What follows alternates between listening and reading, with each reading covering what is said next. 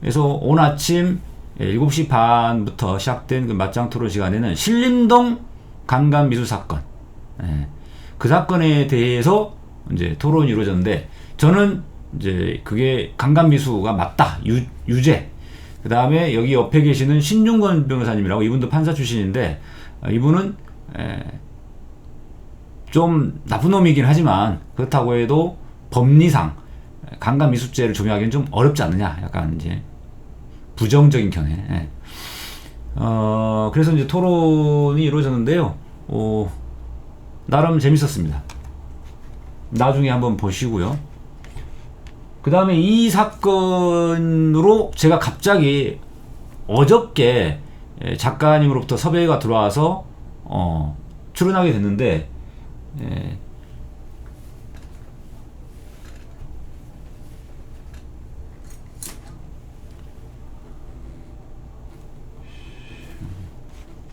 그 계기가 된 게 뭐냐면은 바로 요 기사예요. 요 언론 기사가 뭐냐면, 그 사건에 대해서 이 국민일보 기자분이 저한테 전화가 왔어요, 갑자기. 그래가지고 제가 여기에 대해서 제 입장을 말씀드렸더니 그거를 기사화해 줬어요. 판사 출신 서기호 변호사는 문고리를 흔들고 집 안으로 들어갈 목적이 성범죄 외에는 설명이 안 된다.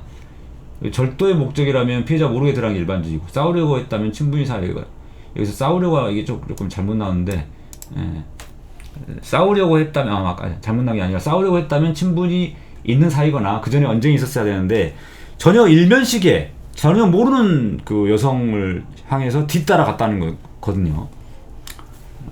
그래서 이런 식으로 제가 인터뷰를 했고, 그 앞에 부장판사 출신의 김상준 변호사도 나오죠. 이분은 이제 고등법원 부장판사 출신이어가지고 굉장히 실력도 있는 분으로 알려져 있는 분인데, 성폭력범죄 전형입니다. 이게 굉장히 대담한 행동이고 성적 충동에 사로잡혔던 것으로 보인다. 그래서 이 여성을 뒤따라와 집에 들어가려는 태도가 흔히 발생하는 주거침입 성폭력범죄 유형이다. 이 점을 강조하셨어요. 그래서 이 사건이 굉장히 교과서에 실릴 만한 판례가 될 수 있는데, 저는 일단 이 사건에 대해서 강간미수죄를 적용해야 된다는 입장이었고, 그 근거는 아까도 말했던 것처럼 계획적으로 혼자 사는 여성을 아침 6시에 뒤따라 가가지고 엘리베이터에서도 눈치 못 채게끔 이제 다른 층을 노렸다는 거거든요. 그렇게 해서 그 여성이 딱 들어가자마자 바로 이제 침입하려고 문을 탁 댔는데 1초 차이로 문이 잠겨버렸죠. 그래서 다행히 큰 사고로 벌어지지 않았지만, 이 사람이 그러고 나서 바로 그냥 간 게 아니라 계속 문도 두드리고 초인종 누르고 막 나중에는 핸드폰에 플래시를 켜가지고 요 비밀번호도 막 이것 좀 눌러보고 이랬다는 거거든요. 그래서 그러면서 또 자기가 습득한 물건이 있는데 그것 때문에 그렇다라고 거짓말까지 했어요. 그러니까 그 안에 있는 여성 입장에서는 되게 두려움을 느낄 수밖에 없잖아요. 공포감. 그게 바로 이제 강간죄의 실행의 착수인 협박에 해당되는 거거든요. 그래서 저는 강간미수죄가 적용될 수 있다라고 입장을 냈는데, 문제는 상당수의 법조인들은 이게 직접적으로 피해자에게 폭행 협박이 가해진 게 아닌데, 그리고 공간적으로 지금 완전히 분리됐는데 어떻게 이게 실행 착수가 있다고 할 수 있느냐라고 하는 입장이 대다수예요, 사실은.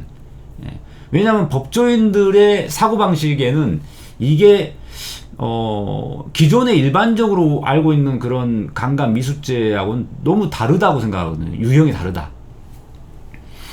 그러니까 아주 쉽게 말하면 피해 여성에게 직접적으로 폭행 협박이 가해졌을 때 비로소 실행 착수가 있다고 봐야 되지 않느냐, 이렇게 생각을 많이들 하시는 거죠. 실제로 과거에 강간미수 사건이 다 그랬으니까 그런 거고요. 하지만 제가 오늘 아침 JTBC 뉴스에서 나가서 말씀드렸던 거는 시대의 변화를 우리가 생각을 해야 된다. 혼자서 원룸에 사는 여성들이 많아졌고, 그러다 보니까 그 사람들을 표적으로 삼아서 이렇게 주거침입 강간하려는 시도들이 많이 생기고 있고 하기 때문에, 이런 경우에 좀 실행 착수 협박의 범위를 넓혀서 해석하지 않으면 굉장히 정의관념에 반하는, 상식에 반하는 결과가 나올 수 있다. 이런 사건이 벌어질 때마다 그냥 단순한 주거침입죄로만 처벌할 수밖에 없고 강간미수를 처벌할 수 없다고 한다면은 이런 나쁜 사람들이 계속 그런 짓을 할 거라는 거죠. 그런 점들을 제가 많이 강조를 했으니까 한번 보시는데, 굉장히 특징적인 것은요, 여러분들 이분 잘 아실 거예요. 이 사건을 기소한 사람이 누구냐면 박은정 검사예요. 박은정 검사. 이 사건은 되게 재밌는 게, 검사도 여러분들이 잘 아시는 검사고, 판사도 여러분이 잘 아시는 판사예요. 자, 박은정 검사. 이 사람이 누구냐? 예전에 나경원, 나배우 남편 김재호 판사의 기소청탁과 관련해서 이분이 진실을 폭로하신 분이죠. 진실을 알린.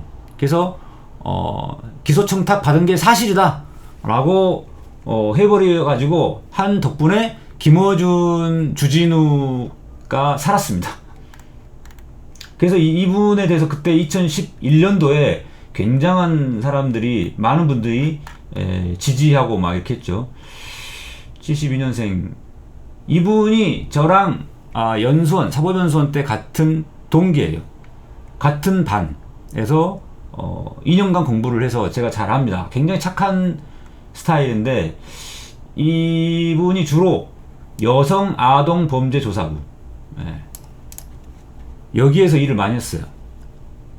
그래서 여성 아동 조사부라는 거는 뭐 일종의 쉽게 말하면 아동 학대 사건이나 아동을 상대로 한 사건, 그 다음에 여성을 상대로 한 성폭력 사건들을 좀 주로 전담해서 하는 분입니다. 근데 이분이 마침 이 사건을 맡은 거예요. 자, 신림동 이렇게 딱 치면 되지. 박은정 검사, 그 다음에 신림동을 딱 쳐요.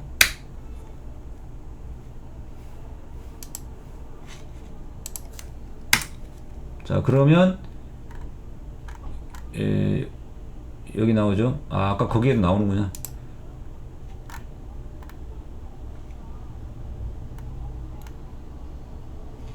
이 사건을 수사한 서울중앙지검의 여성아동조사부, 여성아동범죄조사부의 부장검사 박은정.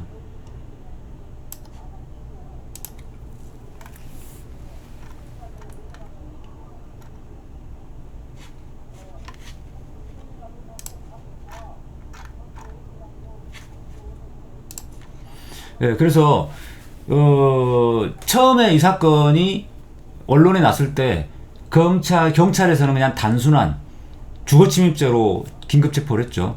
그런데 아마도 그때부터 박은정 검사가 수사지를 했을 것 같은데, 이거 CCTV 영상을 보니까 이거는 단순한 주거침입이 아니다. 강간미수죄로 의유를 해서 더 보강 수사를 해가지고 강간미수죄로 구속영장 청구해라.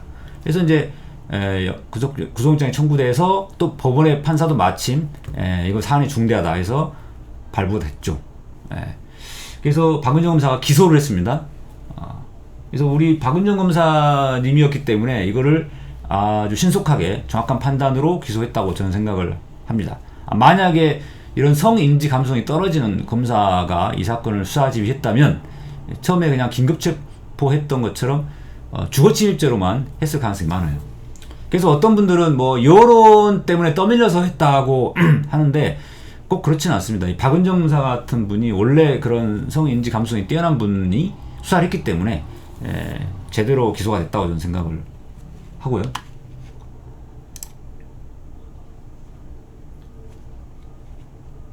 근데 또 이제 재밌는 거는 뭐 재밌다기보다는 좀 걱정되는 부분이죠. 이제 걱정되는 부분. 검사는 참 아주 훌륭한 분이 기소를 했어요. 검사는.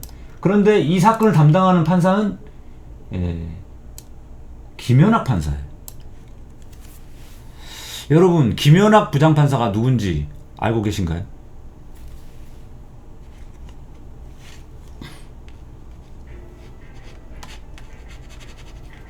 김연학 부장판사가 누구냐면, 자, 여기 나오는데,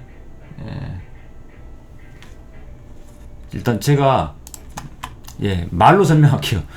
김연학 부장판사가 누구냐? 첫 번째, 2014년도에 원세훈 국정원장에 대해서 1심 판사가 선거법 무죄 판결을 선고하자 지로기마 판결이다 라고 강력하게 비판을 하는 글을 올렸다가 정직 2개월 당한 우리 김동진 판사님, 우리 김동진 판사님이 그런 글을 올렸더니 그 다음부터 행정처에서 근무하는 김연학 부장판사가 당시에 임종원의 지시를 받아가지고 김동진 판사를 정신병자로 몰았어요. 의사한테 직접 자기가 진단 받은 것도 아니면서 마치 의사의 진단이 있었던 것처럼 허위사실로 인사기록 카드를 조작해가지고 정직 2개월 받은 건 그 전에 문제 받았고, 그 다음에 정신병자로 몰아간 거는 2015년도에. 그래서 그것 때문에 김동진 판사가 작년에 재임용 탈락될 뻔했어요. 그렇게 했던 김연학 판사입니다. 여러분들 김현아 판사라고 하는데 김현아가 아니고요, 김연학입니다. 김연학. 제가 써드릴게요. 김연학 판사입니다. 김연아 스케이트 선수 김연아가 아니고요, 김현아도 아닙니다. 김현학도 아니고요, 김연학이에요. 연학.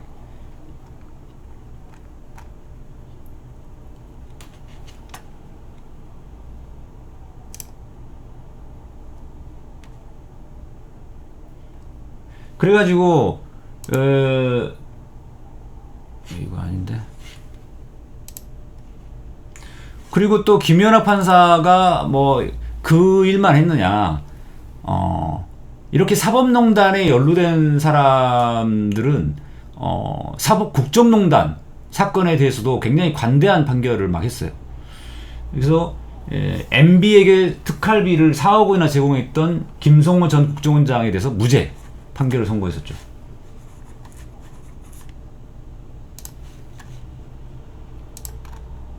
여기 뉴스에 많이 나오죠. 김성호 국정원장 무죄. 이게 바로 김연학 판사예요. 김연학.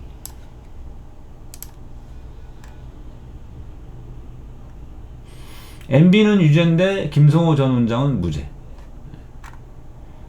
이런 식으로 사법농단 관여자들이 국정농단 사건에 대해서 관대한 판결을 막 하고 그랬는데, 그리고 또 그 당시에 이 김연학 판사에 대해서 그런 김동진 판사를 허위 사실로 정신병자로 몰고 막 했음에도 불구하고 그것에 대해서 징계위원회에서 심의 결과 불문에 붙이는 처분을 또 내린 거예요.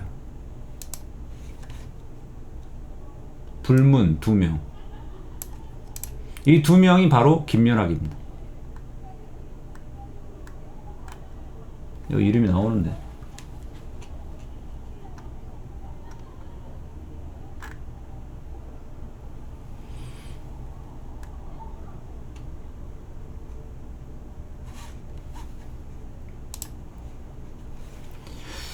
이제 좀 기억이 나시나요? 김연학 판사 그 당시에 그래가지고 막 언론에서 많이 났었는데, 이름이 그렇게 유명한 사람은 아니어가지고.